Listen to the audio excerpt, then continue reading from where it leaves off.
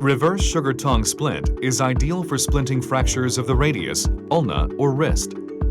It prevents flexion and extension at the wrist, limits flexion and extension at the elbow, and prevents supination and pronation. This video will show you how to apply Smile Splint, whose paddings can be opened and recovered thanks to its unique structure. You can cut the substrate inside the paddings, which allows a lot of variations of application. Measure the length from behind the elbow, coming up both sides of arms to the MCP joint. Select the appropriate size of splint and cut the desired length of the splint.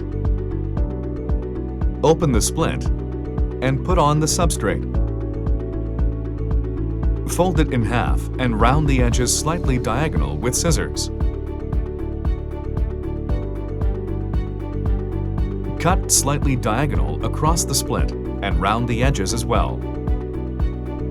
Put the both splints on the padding. Be sure that two cut splints make triangle in the middle of the splint and close the padding.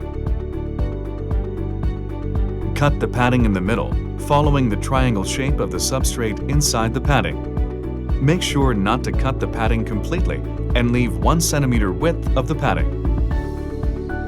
Dip the splint in the water and squeeze out the excess water. You may use a towel when squeezing out the splint if you may concern the moisture. Place the splint on the patient's arm by hanging the cut area over the fingers between the thumb and index finger.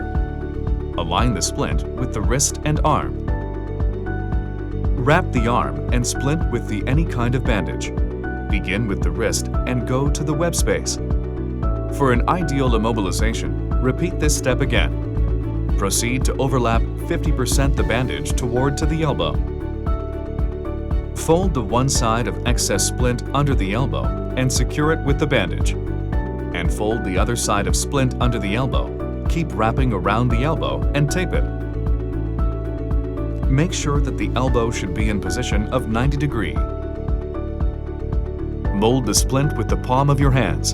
Hold the patient's hand in an arm wrestling position and finish the molding.